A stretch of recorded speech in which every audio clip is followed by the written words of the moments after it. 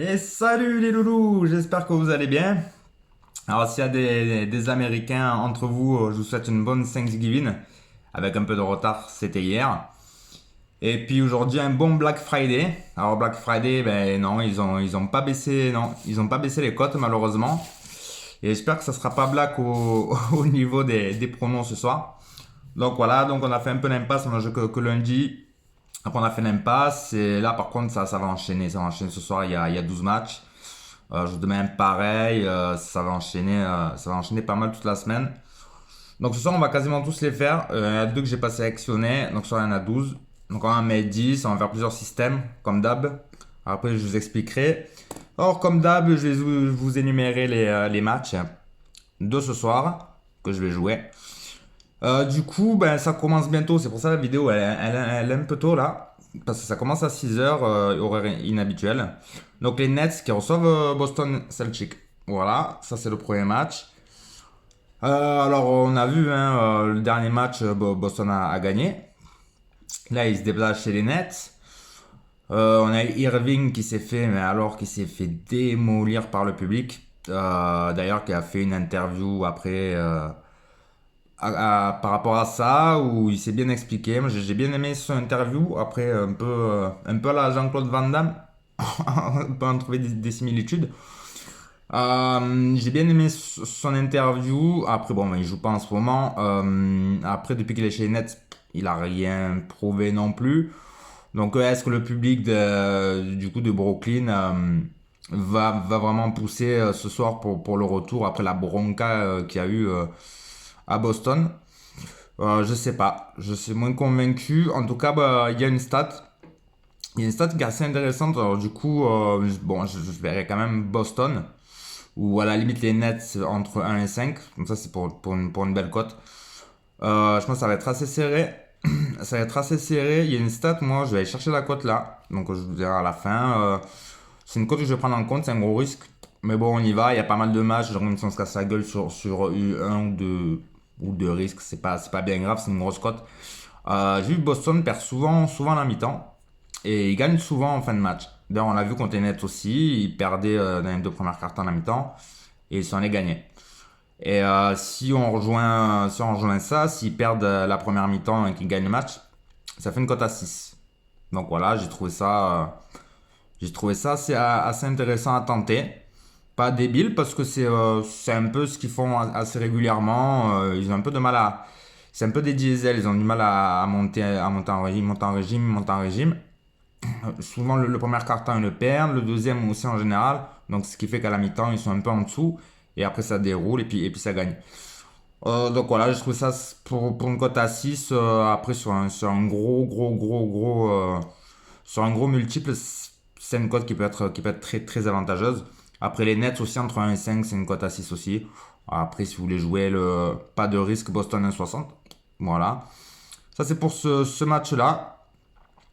Donc voilà, Boston aussi qui va essayer de garder sa deuxième place en ex-aequo avec les Raptors qui, eux, du coup, vont se déplacer à Orlando. À Orlando, qu'ils ont déjà battu il n'y a pas si longtemps que ça, mais c'était à Toronto. Donc ils vont se déplacer contre les Magic qui sont 8e. Ouais, voilà, milieu de tableau. Bon, je vois pas une équipe d'Orlando exceptionnelle. Les Raptors, est-ce qu'ils vont continuer comme ça? Les Raptors, j'ai regardé leur calendrier la semaine prochaine. C'est un truc de dingue. C'est un truc de taré. Alors après, je crois qu'ils reçoivent les Utah, ils reçoivent les Jazz. Pas à côté une connerie. Et les Jazz, je sais qu'ils ont des gros matchs. Ils ont des gros matchs. Je sais que le gros choc, ils reçoivent les Heat aussi. Donc voilà, ils reçoivent les Heat. Ils reçoivent dans l'ordre les Jazz. Ils reçoivent les Heat de Miami. Donc pour la deuxième place, ou la troisième, ça va être showtime. Ça va être un gros match. Et puis samedi prochain, c'est le 6. Le 6, on a pour moi, ça me fait déjà saliver. Alors après, chacun ses goûts, hein. Et les Raptors contre les Rockets. Voilà, ça c'est samedi prochain. Donc voilà, donc ils ont une semaine super super chargée. Donc là ils vont à l'extérieur. Après quand t'es Jazz chez eux, je pense que ça peut passer. Mais ce soir, je pense que ça peut passer aussi. Voilà, ça peut passer pour moi les Raptors avec un handicap. Mais ça je vous dirai après avec un handicap. Donc voilà, après on a les Pistons de Détroit qui reçoivent Charlotte. Donc voilà, Détroit qui a perdu de 1 point à Charlotte au dernier match. Là, ils les reçoivent. Bon, logiquement, Charlotte, ça peut faire un double. Je crois que Détroit, ils avaient gagné à domicile. Je crois que c'était un match d'avant-saison, en début de saison. Je ne vais pas vous dire une bêtise. Bon, Détroit, elle a 1,30 la cote. Donc pour moi, Détroit. Après, on a les Cavs. Au précis, il n'y a pas des matchs où, quand on voit les cotes, il y a énormément de surprises. On a les Cavs qui reçoivent les Bucks. Donc tu as 1,08 je crois pour les Bucks. Ça vaut pas vraiment le coup. Mais là, pareil, j'ai mis un handicap. Pareil pour le combiné. Voilà, vaut mieux jouer, voilà, vu les cotes, vaut mieux faire des handicaps ou des performances joueurs parce que sinon ça vaut pas le coup. Ouais, 5-6 matchs à côté à 1,10, pas vraiment intéressant. Même le match, je crois, des Knicks contre Philly, je crois que le propose qu'avec un handicap minimum de 6 pour Philly.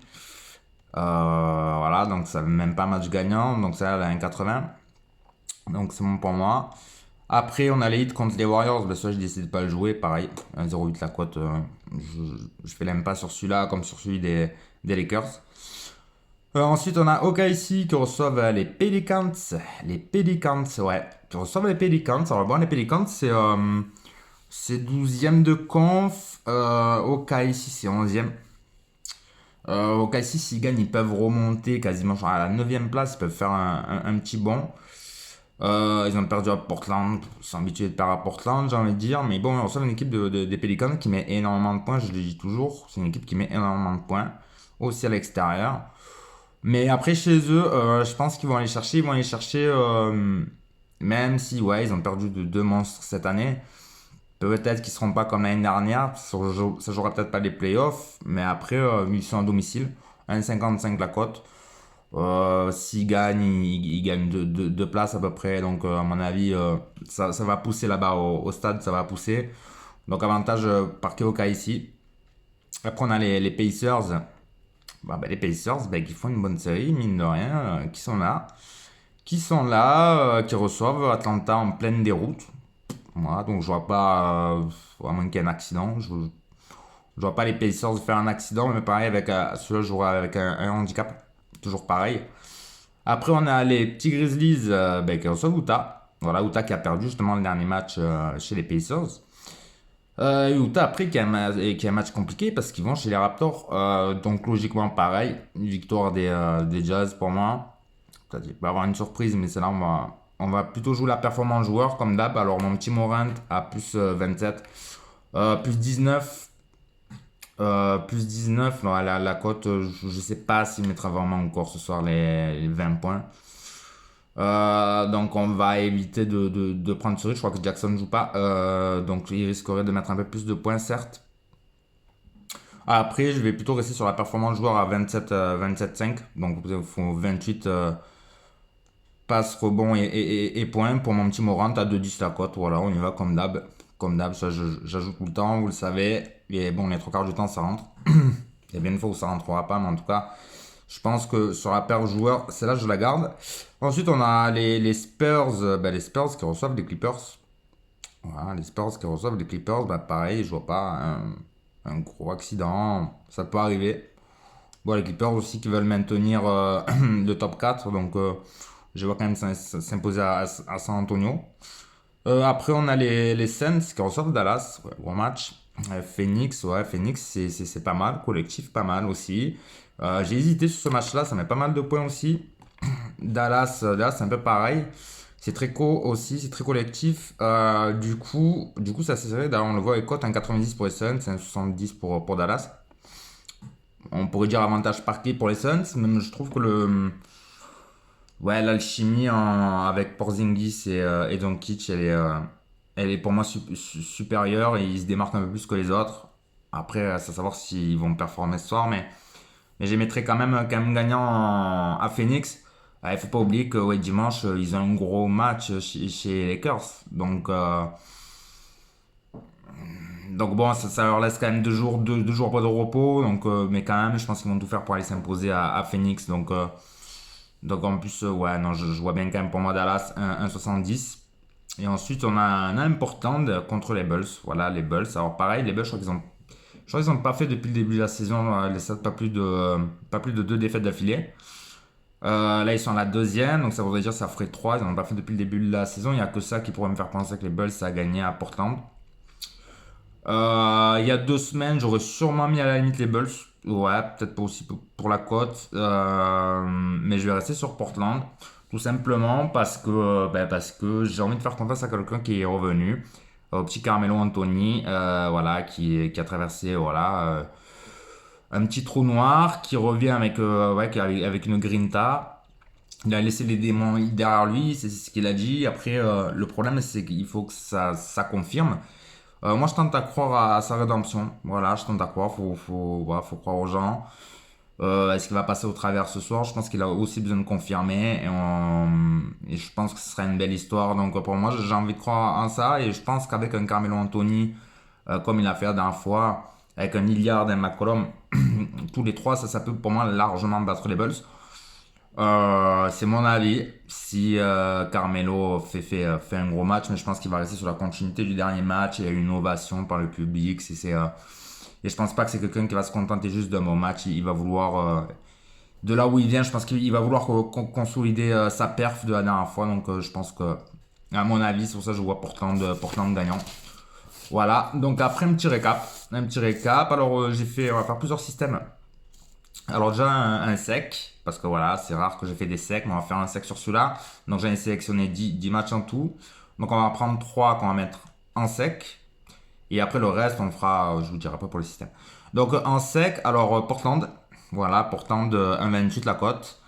Détroit 1,30 et OKC 1,50. Voilà, ça fait une cote à 2,50. Voilà, 2,50, vous mettez 20 balles. Vous mettez 20 balles, ça fait 50 balles, voilà. Voilà, ça fait 50 balles. Pour moi, alors après, il y a. Soit vous jouez à la FDJ, vous pouvez pas faire le système que je vais vous énumérer en 8. Après, je crois que sur Internet, vous pouvez. À la FDJ, vous pouvez pas. Ou alors, soit vous faites un 8 du coup sur Internet. Vous faites un 4 sur 8, voire un 5 sur 8. Ou soit vous faites un 2 sur 4. Alors, je vais vous donner les 8. Et vous en prenez 4 et puis vous faites un 2 sur 4. Donc, le 2 sur 4, donc Philly au moins plus 6 à 1,80. Voilà, 1,80, Philly plus 6. Morant, perf plus 27,5, donc au moins 28. À 2,20 la cote. À 2,20. Atlanta qui perd pas avec plus de 14. Atlanta qui perd, mais pas avec plus de 14. À 1,45 la cote. Voilà. Les Nets contre Boston, donc j'ai dit les Nets qui gagnent la première mi-temps et Boston qui va gagner chez les Nets, cote à 6. Voilà, ce qui fait gonfler forcément la cote. Après Orlando, pareil, Orlando qui perd contre les Raptors mais avec un handicap de 9. Donc voilà, parce que pareil, je crois qu'ils ont gagné combien? Je crois de 16 points la dernière fois, les Toronto chez eux, contre les Magic. Donc on peut diviser la perf en deux, donc ça ferait 8. Avec un handicap de 9, ça peut jouer. 1,40 aussi la cote. Dallas a un 1,70. Et les Cavs ont un handicap de 14 aussi à 1,45. Voilà, ça fait une cote de 114. Donc voilà, en gros, forcément la cote à 6, elle fait tout exploser. Alors soit vous faites voilà, un 4 sur 8, c'est quand même plutôt correct. Voire un 5, puisqu'on a quand même pas mal de cotes à 1,40. Ou alors vous faites 2 sur 4.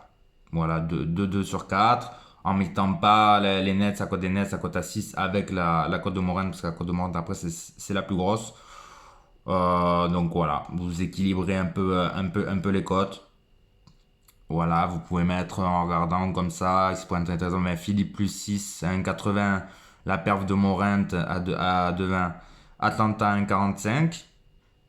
Il y en a 7. Il y en a 7. Donc voilà, donc vous faites celui-là en 2 sur 3, celui-là en 2 sur 3. Et les 4 autres, du coup, les Nets. Les Nets à mi-temps et victoire de Boston en fin du match. À 6, Orlando 1,40, avec le handicap 9. Dallas 1,71 et les Cavs avec handicap 14 aussi à 1,45. Donc là, pareil, il y en a 4. Vous faites un 2 sur 4. Donc voilà, un 2 sur 4 et puis un 2 sur 3. Donc voilà, ou du coup un 4 sur 7. Ouais, il n'y en avait que 7 parce que du coup j'en ai pris 10 et j'ai mis trois en sec. Donc voilà, pour moi, un petit récap si jamais pour noter. Donc Portland, OKC, Détroit en sec. Et puis après les 7 que je viens de vous énumérer avec les cotes. Donc voilà, je pense que le 4 sur 7 il peut être intéressant, surtout s'il y a la cote à 6. S'il y a la cote à 6 qui passe en plus avec la cote de Morin, ça peut vite grimper. Donc voilà, ça fait une cote de 114 pour ce combiné-là. Donc voilà, on verra ce qui va se passer. Et puis, je crois que demain, il y a pas mal de matchs aussi. Donc on verra ça demain. Allez, bonne soirée les loulous!